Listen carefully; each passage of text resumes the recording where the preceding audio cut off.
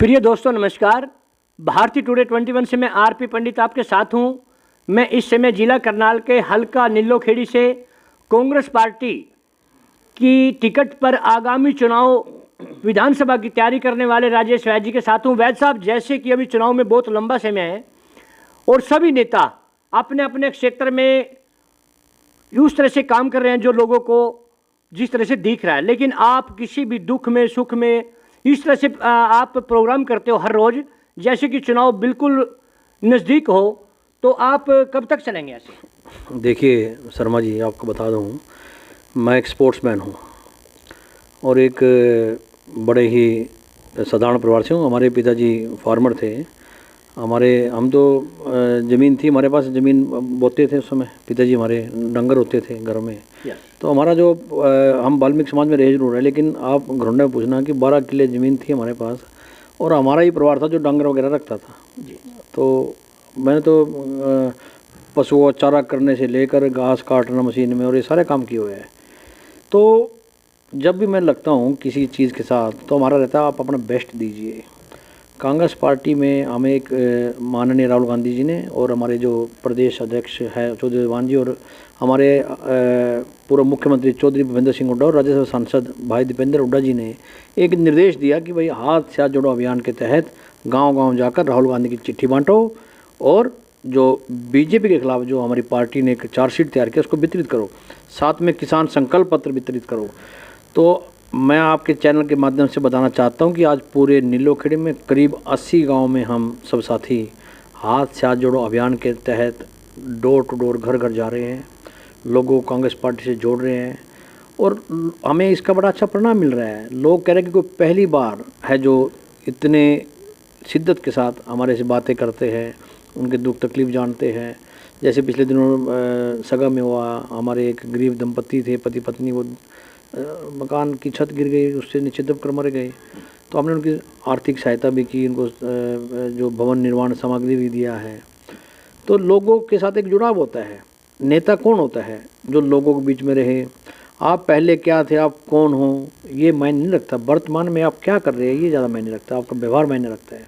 तो वैद्य साहब, जैसे कि बहुत पुराने समय में आपके माता पिता ने एक गौशाला को ज़मीन दान कर दी थी, उसके बाद आप जैसे ज़मीन से जुड़ी आपने बात कही कि मैंने पशुओं का चारा तक किया, तो उसके बाद आप प्रोफेसर भी रहे हो।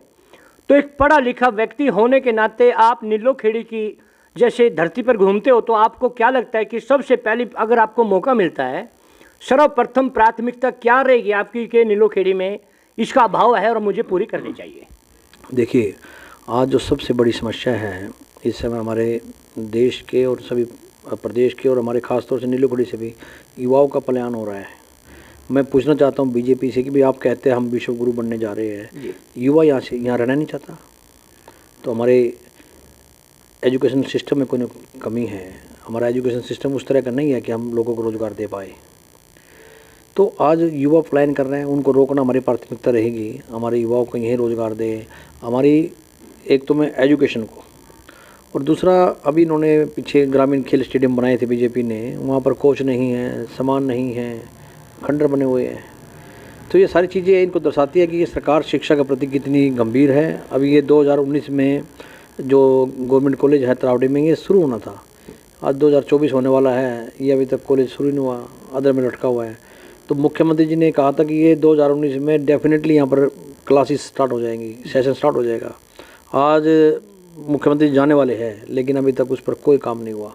तो हमारी जो प्राथमिकताएं है शिक्षा का स्तर उठाना और हमारे जो रोज़गार की जो नए रोज़गार सृजन करना, नए रोज़गार कैसे पैदा किए जाए, युवाओं का पलायन कैसे रोका जाए, उनको मोटिवेट करना। और जो हमारे जो मज़दूर भाई है, जैसे मनरेगा है, तो मनरेगा जो है 100 दिन का काम की गारंटी है। तो ऐसे ही हमारा ये रहेगा प्रयास कि मेरे अपने हल्के के लोगों को मैं कुछ कर सकूँ। भाई जो शहरी जो लोग हैं उनके लिए भी कोई 100 दिन की, जो गरीब आदमी है जिसके पास सरकारी नौकरी नहीं है, जिसके पास आय के साधन नहीं है, तो उन लोगों को भी हम ऐसे रोज़गार दे सके, ये मेरी प्राथमिकता में होगा। दूसरा जो हमारा तरावड़ी और नीलोखेड़ी का जो एरिया है, जैसे दिल्ली में एक आउटर रिंग रोड है, इनर रिंग रोड है, तो मेरा ये भी प्रयास रहेगा कि हम इन पूरे एक इनर रिंग रोड से, आउटर रिंग रोड से, ये जो पूरा हल्का है ना, ये जैसे कि ये पूरा निगदू और ये इधर से निश्चिंग होते एक ऐसे आउटर रिंग रोड बने और एक पूरा एक कॉरिडोर बन जाए जी। तो इस तरह प्रयास रहेगा। तो वैद साहब, एक तो ये बात हुई जो आपने अपनी अभिलाषा बताई कि मैंने हल्के के लिए काम करने हैं, साथ में चुनाव से पहले आपके पास जो चुनौती होंगी भाजपा की, वर्तमान जो बीजेपी सरकार है या अन्य दलों की, तो उनके लिए क्या रणनीति बनाई आपने? देखिए, रणनीति तब बनाना पड़ता है ना इंसान को जब आपके सामने जो कोई मजबूत दिखाई दे आपको।